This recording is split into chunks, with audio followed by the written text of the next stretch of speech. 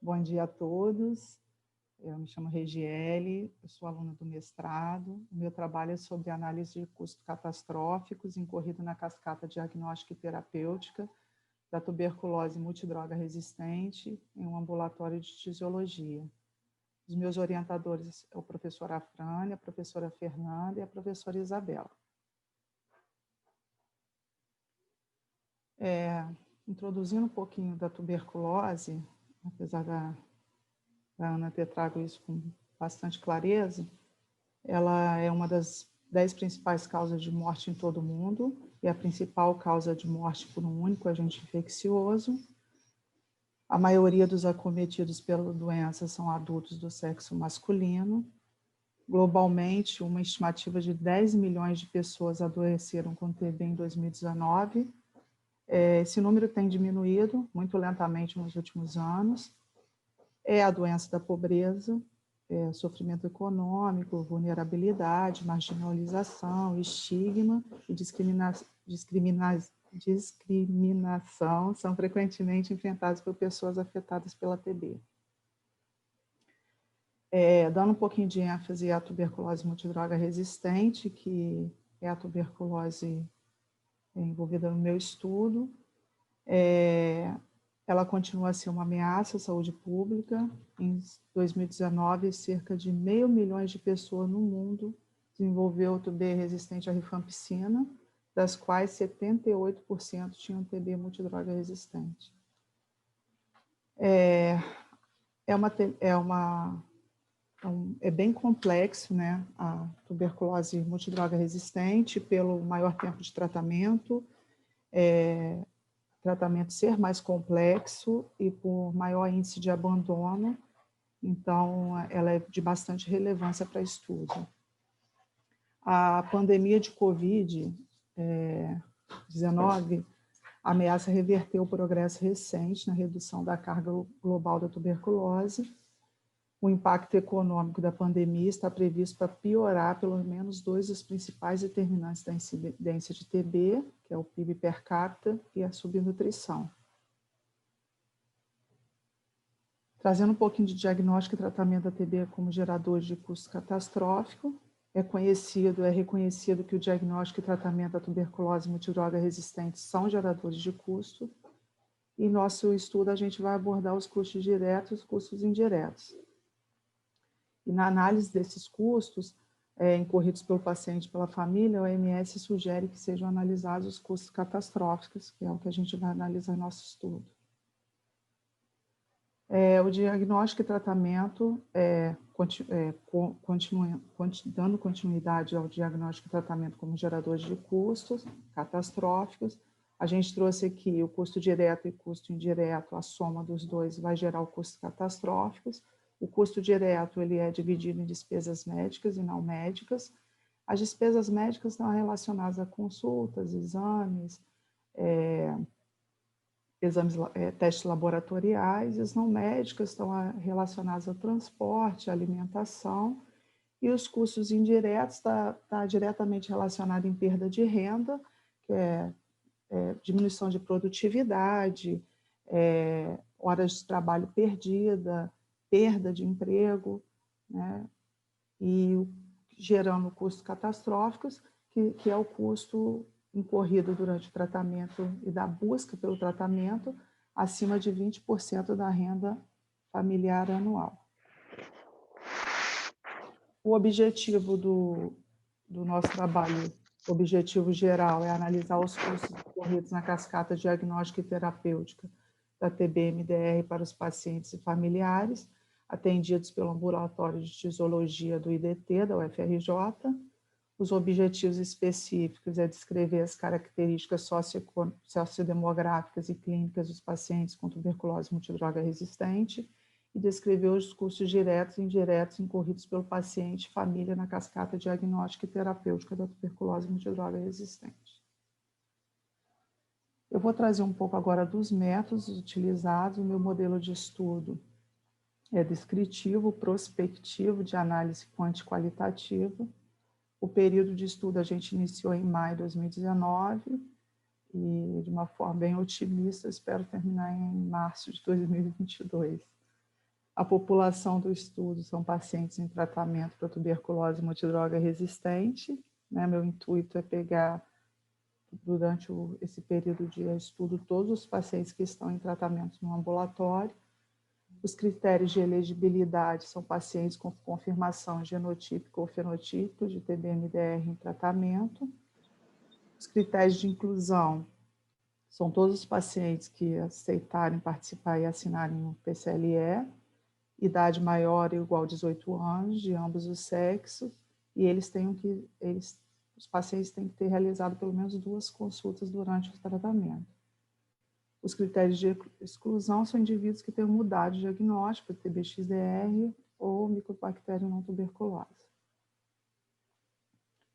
A operacionalização do estudo, a coleta de dados vai ser realizada utilizando um questionário, que deverá ser respondido pelo paciente. Esse procedimento vai ser acompanhado por mim. Ele tem duração média de 1 hora, porque o questionário é bem grande. O local de estudo é o ambulatório do IDT, que atende os pacientes residentes do município do Rio de Janeiro, Nova Iguaçu e Duque de Caxias. A análise dos dados, nessa primeira etapa, eu vou utilizar estatística descritiva, média, mediana e intervalo interquartil. O instrumento da coleta de dados é um questionário estruturado, de custo, que é o Total Estimate Patient Costs, com abordagem quanti-qualitativa sobre os custos pré-diagnóstico, diagnóstico e tratamento, recomendado pela OMS e adaptado transculturalmente para o Brasil. Esse questionário em forma inicial, ele tem 88 perguntas. Quando ele foi traduzido,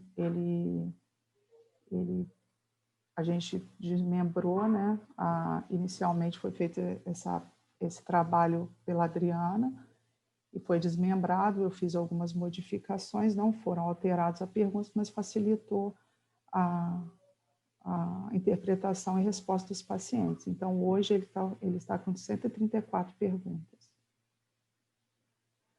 Aqui eu trouxe um pouco mais dos métodos, que seriam os custos diretos, apesar de eu já ter falado, que é a soma de gastos médicos e não médicos, teste diagnóstico, consultas, exames, medicamentos, hospitalização, pagamento de cuidadores e transporte, alimentação dos pacientes e dos acompanhantes. O custo indireto seria a soma da perda de renda, o valor financeiro de tempo gasto com visitas, perda de renda pela incapacidade para o trabalho e custo com outras doenças crônicas. E a gente também vai falar de custo de enfrentamento, que foi computado um valor absoluto e conferir um valor binário para a família que sofreu dessa estratégia.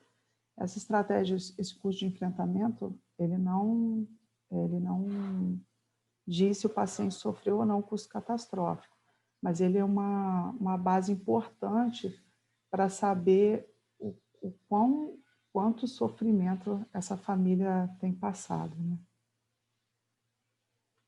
Isso aqui eu trouxe os principais tipos de cálculos, apesar do trabalho ser todo em cima de cálculos, e todos os cálculos realizados durante o trabalho, ele tem como base o handbook da OMS, mas aqui eu trouxe os 3 principais cálculos, que é o custo total, que é a soma dos custos diretos e indiretos, incluindo o de enfrentamento, o cálculo do tempo, que é a soma em horas do tempo em trânsito, em sala de espera, em atendimento em serviços de saúde, e o cálculo da hora de trabalho, né, que eu coloquei a renda autorrelatada dividido por 192 horas, considerando que uma semana tem 6 dias de trabalho, 8 horas de trabalho dia, que dá 48 horas de trabalho semanal, 4 semanas por mês, dá 192 horas.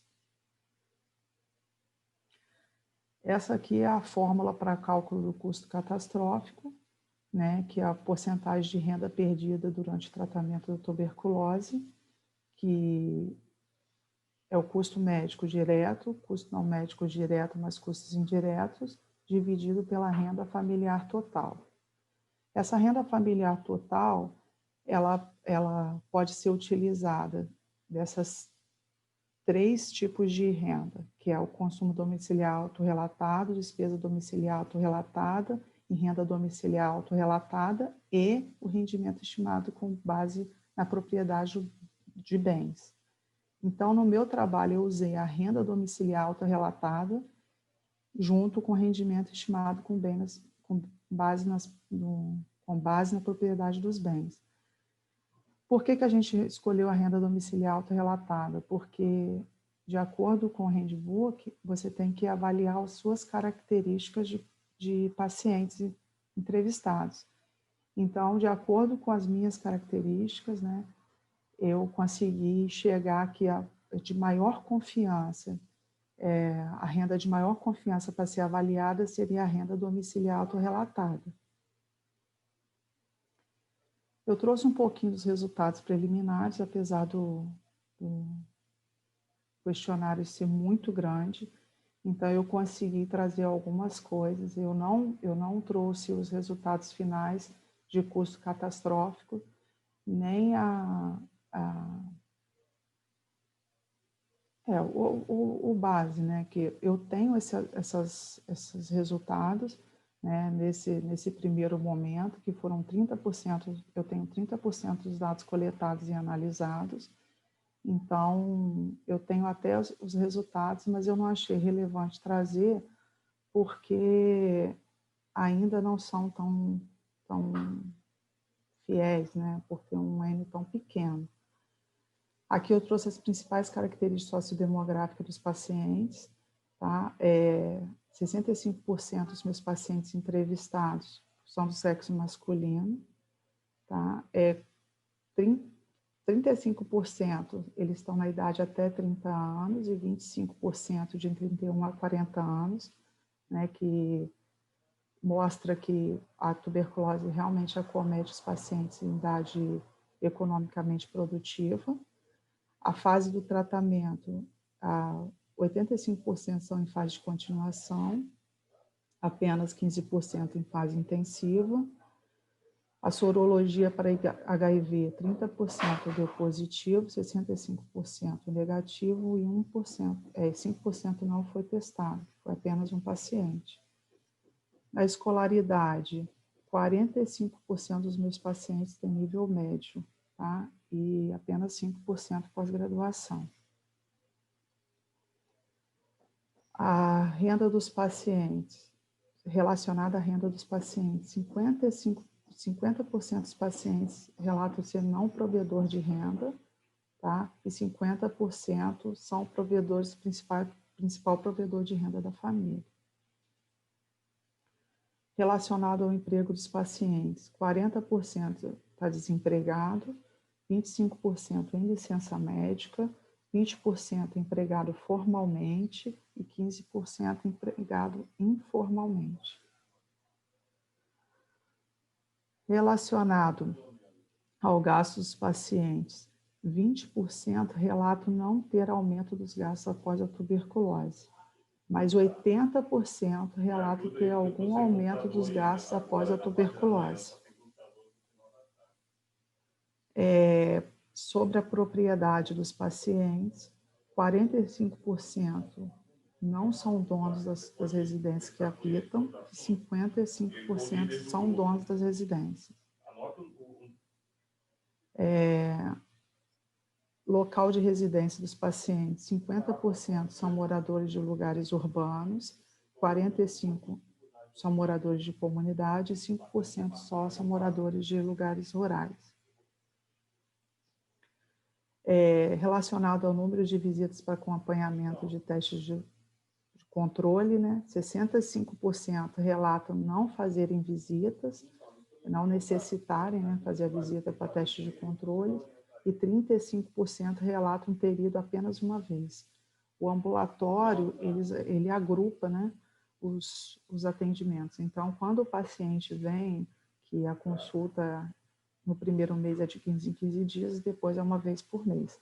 Então, eles agrupam justamente mesmo para evitar, né, os gastos e tudo de forma muito inteligente, eles agrupam os atendimentos. Então, quando o paciente vem para consulta, ele já faz os testes e na próxima consulta ele obtém o resultado, a não ser que tenha alguma urgência e aí esse paciente é acionado a voltar ao ambulatório.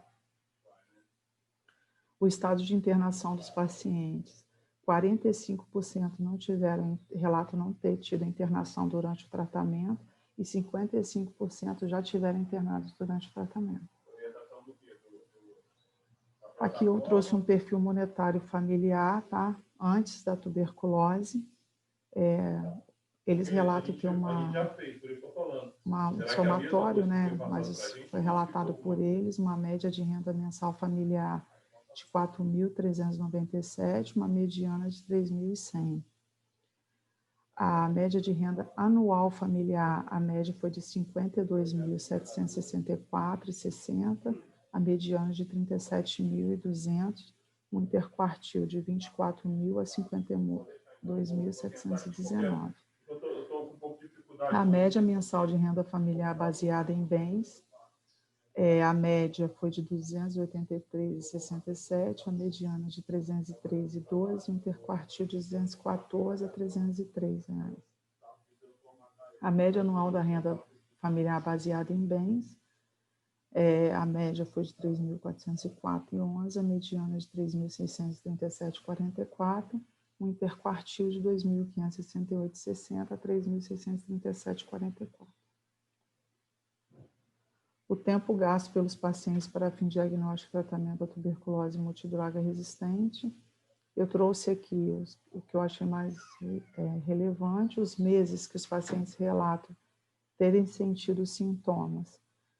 Até o diagnóstico, né, isso demanda várias idas ao serviço de emergência, eles tiveram em média 1 mês e meio sentindo sintomas, tá? A mediana de 1 mês. Quão longe em minutos é o serviço de saúde mais próximo de diagnóstico e tratamento? A gente tem uma média de 29 minutos, uma mediana de 17. O tempo em horas de visitas pré-diagnóstico, a gente tem uma mediana de 3 horas, tá? E tempo em duração das visitas para medicamentos, para busca de medicamentos, né, em minutos, é mais ou menos 1 hora. O custo enfrentado pelos pacientes que adoeceram por tuberculose multidroga resistente, né, esses custos foram calculados por meio de somatório de custos diretos e indiretos. Para a busca do diagnóstico, a gente tem uma média de R$ 230,04, a mediana de R$ 131,54, interquartil de 60,12 para R$ 226,02. O tratamento, a gente tem uma média de 14.036, uma mediana de 9.220,54, interquartil de 5.684 para 13.915.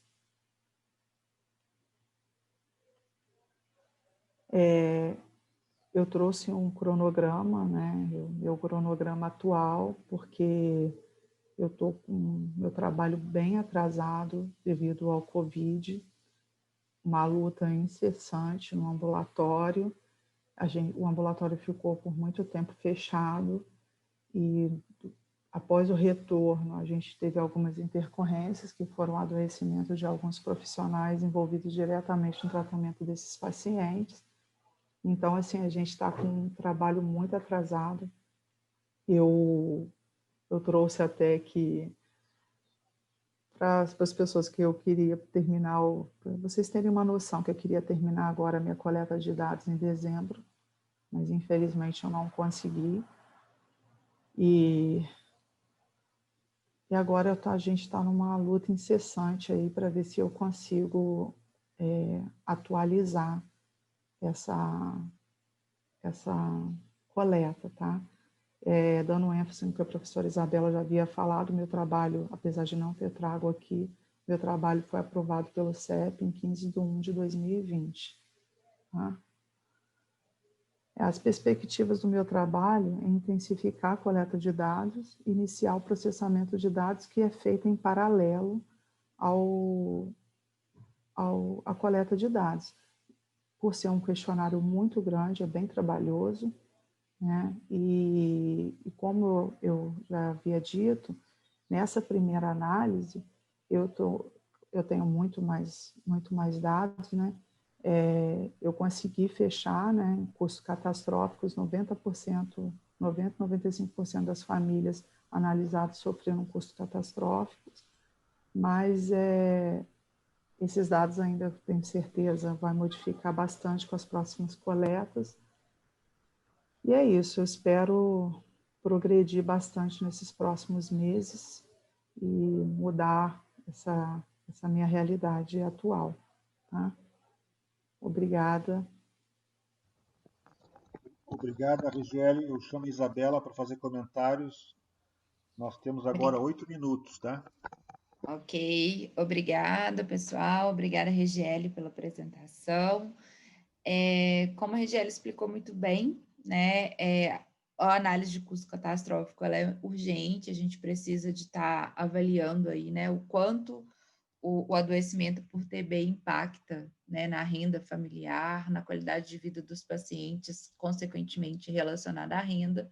Tem várias variáveis e pormenores, mas um formulário extremamente extenso e difícil, né, de ser coletado e finalizado, principalmente quando começamos a ter dificuldades específicas, né? A Regiele, nesse momento, ela foi prejudicada, né, pelas questões da pandemia e pelo acesso mesmo, né, aos pacientes, aos dados durante o ano de 2020.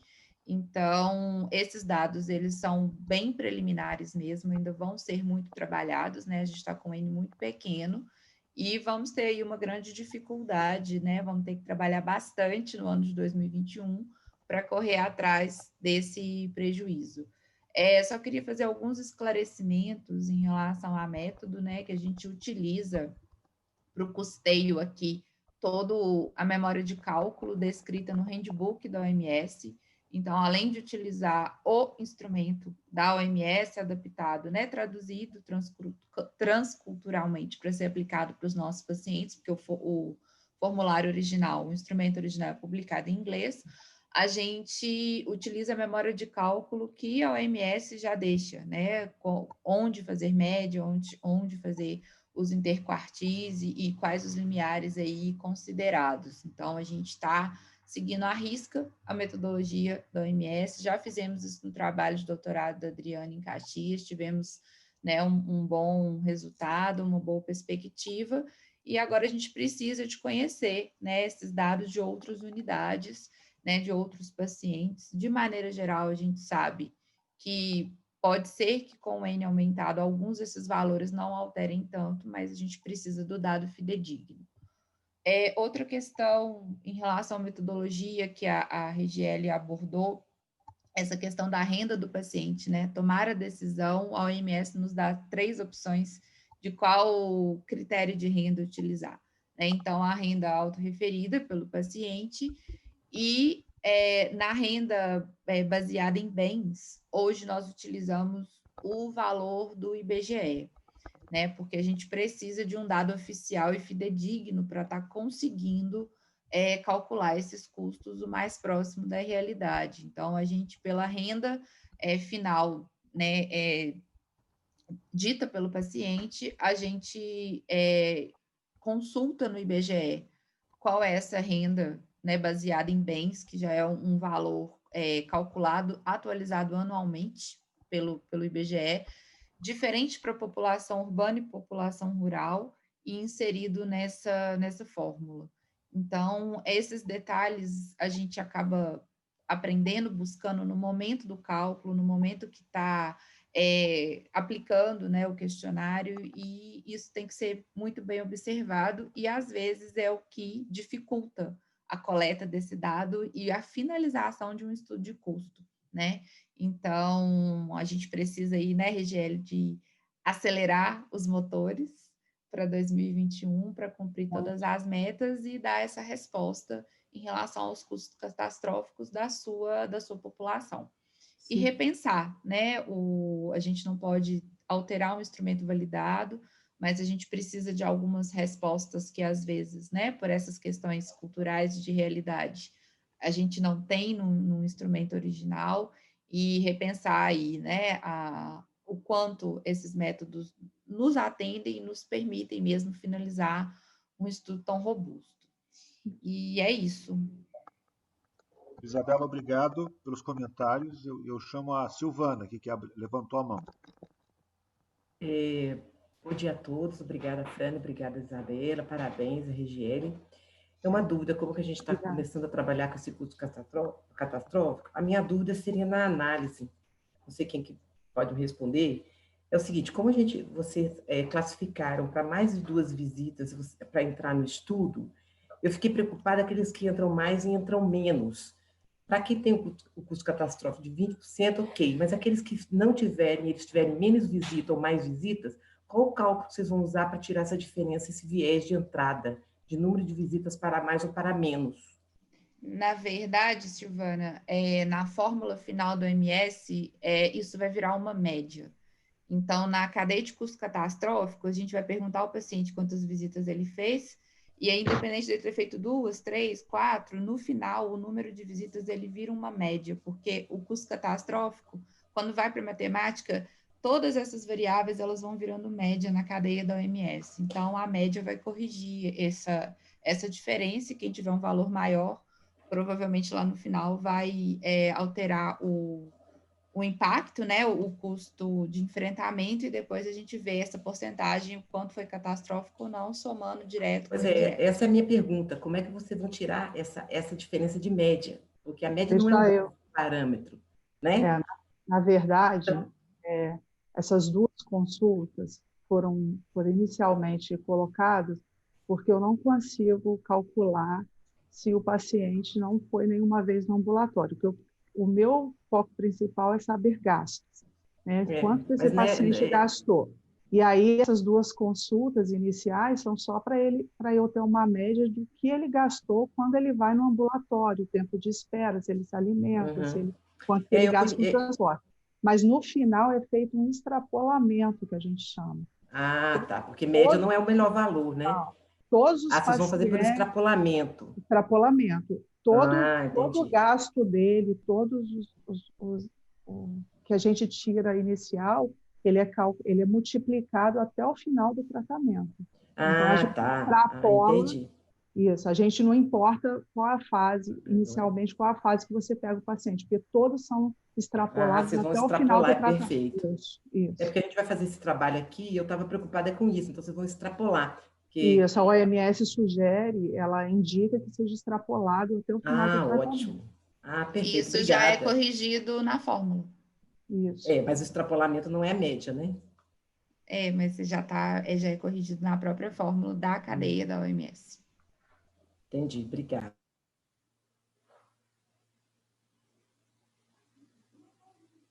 Ok. Obrigada, Regiele. Frânio. Obrigado, Isabela. Obrigada, Regiele. Eu chamo agora a Sueli Azuca. O processo de incorporação tecnológica pelo Sistema Único de Saúde no Brasil, na década de 90. Os orientadores Afrânio e Cláudio Pater.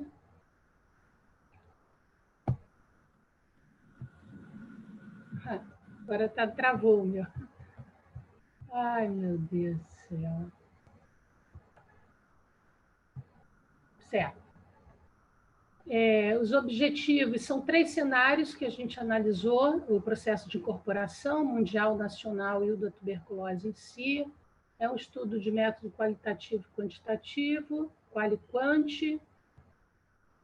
Nós usamos 3 autores como referencial teórico para entender o sistema interestatal capitalista para poder falar da incorporação, né? Brodel, a partir de um tempo lógico da dinâmica do capitalismo, Rosen, para falar da saúde enquanto um poder de Estado, da polícia médica, e Zé Luiz Fiore, para falar do poder, da dinâmica do poder no sistema político-econômico mundial. Em Brodel, a gente estrutura o pensamento a partir da ideia de que o capitalismo é o antimercado, como isso surge nos séculos de 15 a 18, um sistema polarizado, desigual, dentro de uma ordem, um movimento de fronteiras nacionais. Então, isso dentro do trabalho de... Alô?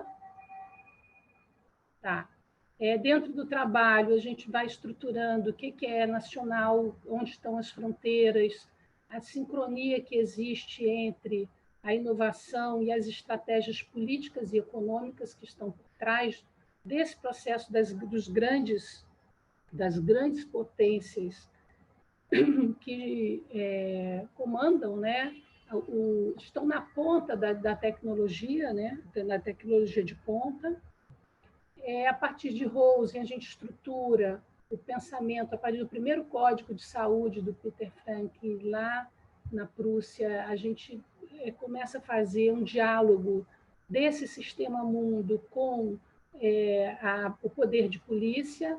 A ideia tem uma ressonância nesses dois sistemas, né, nessa criação.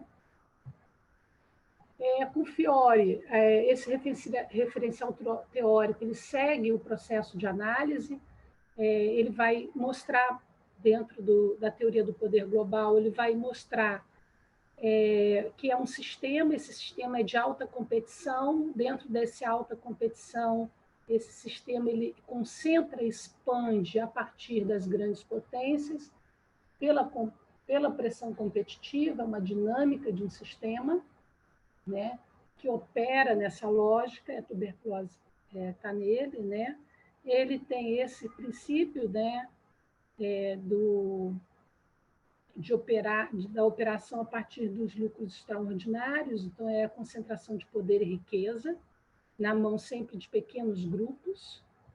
A partir daí, ele estrutura que o desenvolvimento político-econômico das nações eles se dão a partir da interação entre Estado, capital, privado, em 3 modelos, a convite, né, em relação às políticas em desenvolvimento, no nosso caso, né, considerado dentro desse sistema os países periféricos, ou dependentes ou atrasados tecnologicamente.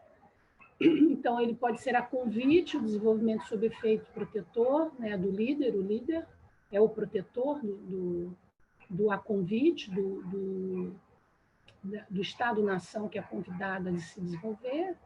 O catch-up, que é uma política agressiva, uma política de desenvolvimento que atende a uma restrição interna muito dentro dos países em desenvolvimento, e aqueles periféricos econômicos que eles fornecem os insumos primários, né, a indústria especializada dos andares superiores, no caso dos centros, né, de desenvolvimento tecnológico.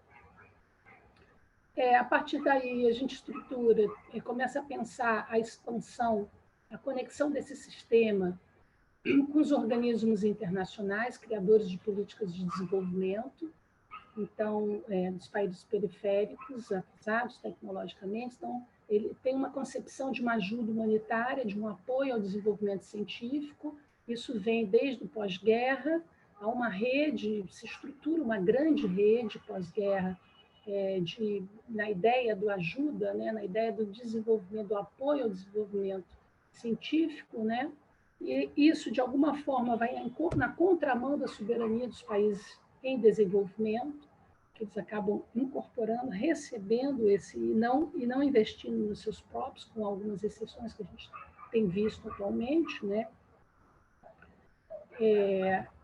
Então, a partir daí, tem uma estrutura de cooperação multilateral que se estrutura, né, dentro de um tempo lógico, dentro de um tempo entre contribuições. Aqui a gente está querendo destacar nessa parte de baixo o quanto, a partir da década de 90, há uma mudança em relação às contribuições obrigatórias desses países que estão postos a fazerem uma ajuda de cooperação multilateral.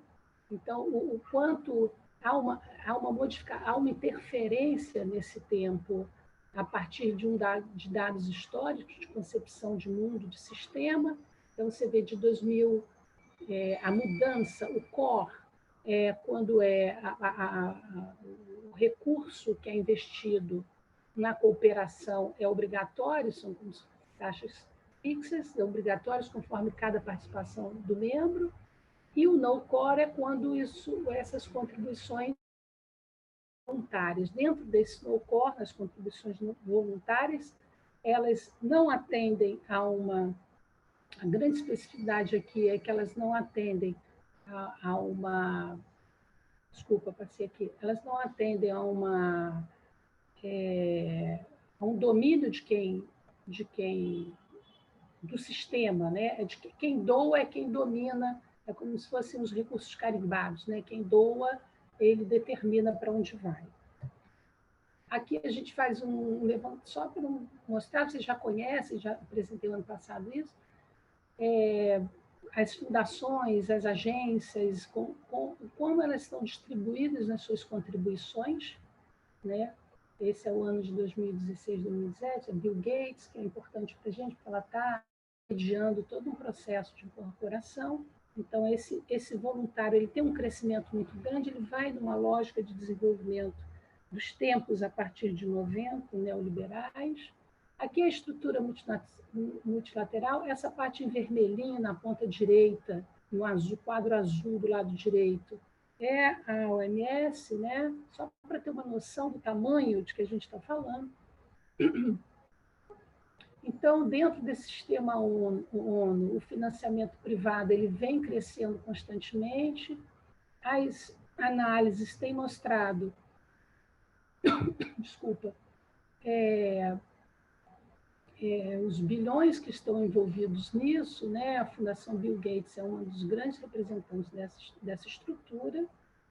Ela também tem essa lógica da caridade, do Rotary, quer dizer, tem toda uma ideia da filantropia, da ajuda humanitária, e dentro desse bolo também as empresas farmacêuticas, junto com os pesticidas, os produtos químicos, têxteis, saúde, quer dizer, é gigante a estrutura. Aqui a gente chama atenção no momento do trabalho que esse complexo eficiente americano, pós-90, com o fim da Guerra Fria e a Guerra do Golfo, onde há toda uma tecnologia colocada no mercado, que revoluciona o mercado da tecnologia. Desculpa que eu estou correndo por causa do tempo. A gente chama atenção aqui que há uma eficiência, é um complexo eficiente em que junta empresa, universidades e agências governamentais.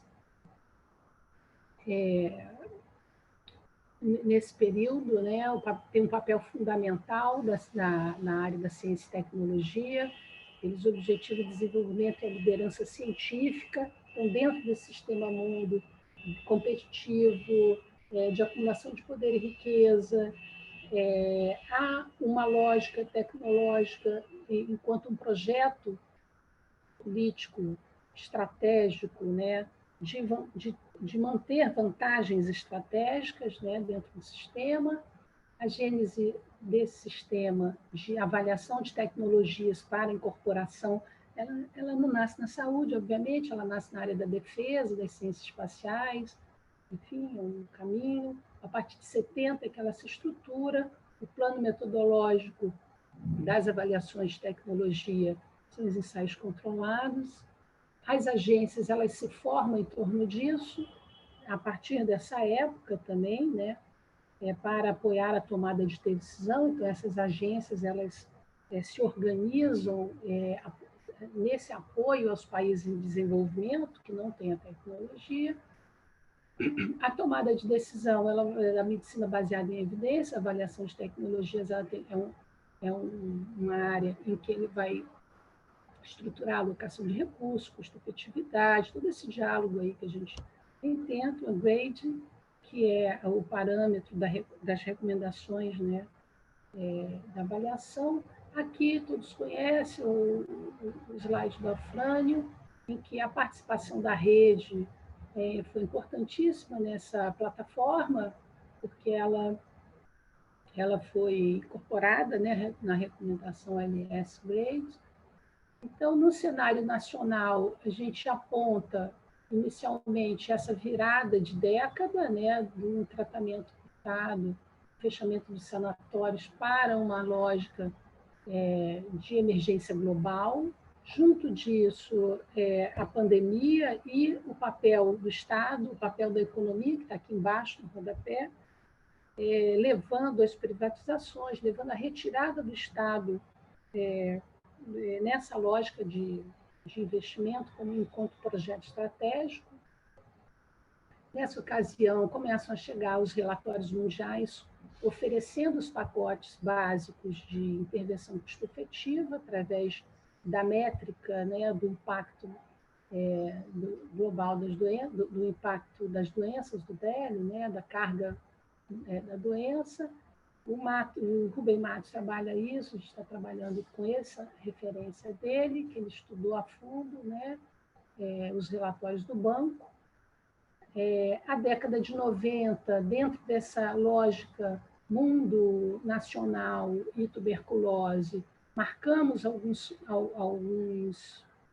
caminhos em que a política nacional tomou, inicialmente nesse distanciamento desarticulado entre o Ministério de Ciência e Tecnologia e o mundo acadêmico. Embora as políticas comecem, nessa década, as políticas comecem a se estruturar, que a gente traz uma visão dessa década de 90, a lógica macroeconômica, de um lado esquerdo, a lógica do processo decisório vindo nesse modelo dos relatórios, da incorporação, da métrica, dos planos básicos, do lado direito, um sistema interno se formando. A incorporação ela se dá pelos sistemas organizacionais, aí, que são os sistemas SUS, CIA, SUS, RENAME, rede, legislações, eles vão fundamentando esse processo para estruturar a forma com que você faz o aporte financeiro e ao mesmo tempo, no mundo onde começam a acontecer as fusões de capitais. Nessa década seguinte, de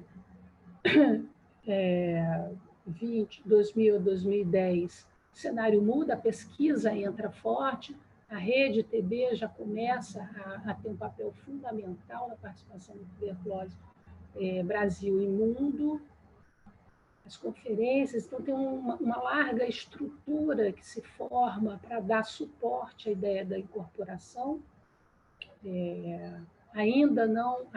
Aqui ainda não tem a Conitec, que a gente acompanha isso em 2011. Então, a gente chama atenção que, a depender da posição do Estado na hierarquia do sistema, ele pode exercer, que os Estados dominantes da tecnologia eles podem exercer sob força, guerra, enfim, que a gente normalmente assiste, ou pelas organizações internacionais, ONU, FMI, Banco. Então, são formas de regular os estados nacionais dependentes a partir dessa vantagem estratégica. De 2010 a 2020, aqui está 15, que esse slide está um pouco desatualizado, essas agências internacionais elas ganham força na ideia métrica, na ideia de oferecer um modelo de desenvolvimento em termos de orientar a forma de fazer ciência, de incorporar, enfim. Aqui são os marcos que estruturam essa área para incorporação no Brasil. A Ainda tem muito pouco tempo, muito tempo. Alô? Eu estou sem Acho que marcar já o passou tempo. seu tempo, Já? Zuca. Eram 15 Zuca, minutos. Zuca, eram 15 minutos, você teve 5 de atraso para colocar o Isso, slide, desculpa. já correu 21 minutos. Quer dizer, se você puder. Então tá, eu vou só colocar a parte então dos dados do custo, que é importante a gente pensar o pilar 3, que está estruturado no pilar 3. Por isso, no cenário nacional, esse teste em que a gente fez o trabalho do custo-efetividade, ele apresenta uma relevância importante. Aqui é o consumo dele no mundo, a partir dessa lógica das grandes potências. Então, acho que não vai dar para falar de tudo. Eu vou passando, vocês também já conhecem como foi dada essa incorporação. A gente trabalhou através dos dados do Pruvit. Aqui a minha tela travou. Alô?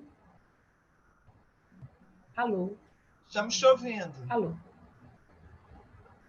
Bom, enfim, eu acho que a minha tela saiu novamente. Eu não vou deixar vocês passarem por essa... Bom, aí aqui, não sei se está projetando. Está projetando? Sim. Certo. Então, eu voltei. Aqui são os dados que nós... Enfim, está aparecendo aí? Não, né? Tá sim, mas só não está na forma de apresentação. Tá? Agora está, né? Sim. Tá. Então, nós fizemos os cálculos nessa parte do quant, né? E demonstramos que há um impacto na incorporação desse teste. O subsídio é o que a gente vem discutindo, né? Essa manutenção dentro do sistema, através de subsídios. No caso desse, ele vai deixar, bom, até hoje, até o que está posto, agora em 2022, então o que deixa a gente numa situação um pouco mais complexa. Ele é um estudo que tem uma série de controvérsias e a gente queria chamar a atenção para o ponto da ética dentro desse sistema, a relação entre esses organismos e os países dependentes, o quanto a gente pode, dentro do modelo de incorporação tecnológica, trazer a discussão da bioética. Gente, desculpa, a Frane, me desculpe, eu vou encerrar por aqui. Mais do que consumido, não sei se minha tela saiu. Tá bom. Sueli, Alô? obrigado. Eu chamo a Isabela para fazer comentários. Bom, parabéns, Suca, pelo trabalho. Nada que desculpar, um debate super importante para nós, né? E a Suca traz, né, gente, para a gente um trabalho mais qualitativo, de reflexão mesmo, de estudo histórico e político, não só de um projeto pontual de cálculos, mas de todo um levantamento, né, desde o início das incorporações de tecnologias na década de 90, e que, inclusive, extrapolam o contexto da tuberculose, né? E é muito desafiador, né? Não foi um trabalho fácil realizar esse levantamento e trazer para nós também a vertente de um trabalho mais qualitativo, né, do que o que nós estamos habitualmente acostumados a desenvolver. Então, talvez por isso, né, só que a gente tem essa dificuldade de enquadrar aí nos moldes habituais até para uma apresentação, mas nada que desculpar, o trabalho está muito bem desenvolvido, parabéns, um excelente referencial teórico para nós estudarmos mesmo, para nós aprendermos e daqui para frente elaborarmos melhor o nosso projeto. Eu acho que o maior desafio que o seu trabalho traz para nós, enquanto pesquisadores, é que, infelizmente, a gente está inserido no sistema capitalista, né? E a gente, nesse momento, ainda não tem como alterá-lo.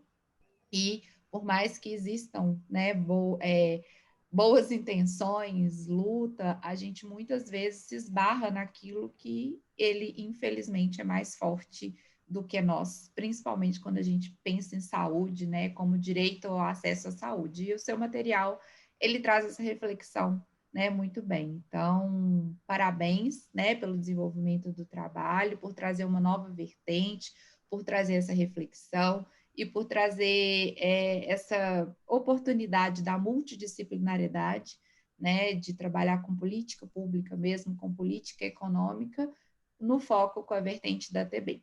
Parabéns. Obrigada, Isa. Imagina, eu acho que essa correria que eu fiz essa apresentação, prometo no próximo fazer isso melhor. E a Frane? A Frane, alguma pergunta? Alguém, alguma pergunta? Não, pessoal, ao público, nós temos 4 minutos. Tem alguém alguma pergunta, algum comentário? Isso. À disposição. Zucca, queria te perguntar uma coisa. Assim, em relação ao teu projeto, desculpa porque no início não sei se eu não peguei a questão mais metodológica. Você está fazendo uma revisão sobre o tema, quer dizer, uma reflexão. Fala um pouquinho, porque mesmo sendo uma análise, como disse Isabela, qualitativa, qual é o objetivo assim, do seu trabalho? Estou tentando puxar isso porque aqui, como a maior parte das pessoas trabalha mesmo com análise quant, então a gente fica talvez um pouco, eu pelo menos, né, assim, mais perdido em relação a objetivos, a como você fez essa revisão, esse levantamento desses dados.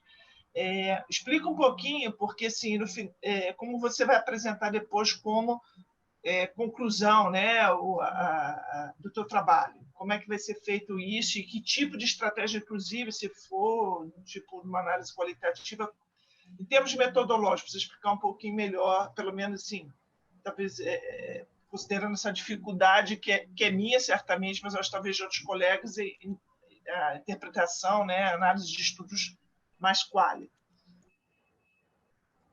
Não, Ana, imagina essa limitação. Eu acho que, como a Isabela falou, a gente trabalhou em cima de um material pensando a conexão entre um sistema mundo, porque a incorporação de tecnologias ela está atravessada pela ideia das grandes potências.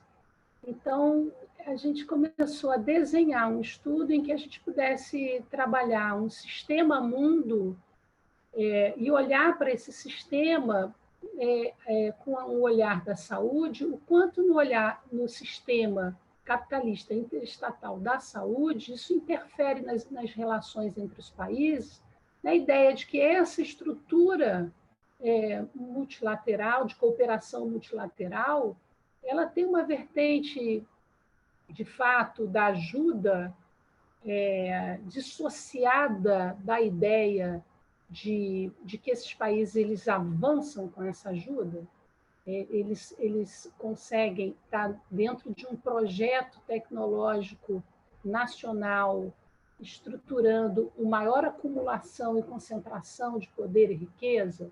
Então, a gente começou a se perguntar a partir dessa lógica, para poder trazer para a incorporação tuberculose, que é atravessada, porque está dentro desse escopo daquilo que eu botei dos pacotes, né, que o Rubem Marques trabalha, está dentro desse escopo de que tem sempre a ideia da pobreza, a ideia do instituído de tecnologia, quer dizer, tem sempre essa ideia de colaboração, de ajuda, mas será que é isso?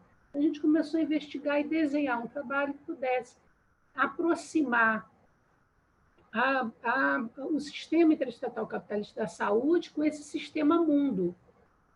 E, a partir dessa descoberta, dessa pontuação, desses marcos, esse mapeamento, a gente começou a entender a importância da ética nisso, a importância da gente incorporar nesses processos decisórios, né, nesses modelos de avaliação de tecnologia, algo que pudesse, dentro de países periféricos ou dependentes como o nosso, pudesse pensar de que forma um país ele se estrutura enquanto um Estado-nação, de que forma você pensa o desenvolvimento para a área da tuberculose. Não sei se eu te respondi, eu também não quero ficar alongando, já que eu estou meio bom, não. aí com a minha tecnologia não é muito avançada nesse ponto. Não, forte. Obrigada. Então, Ana, de qualquer forma, eu posso estar à disposição para te explicar depois, ótimo. Não sei, a gente dialogar. Ok, tá ótimo, obrigado.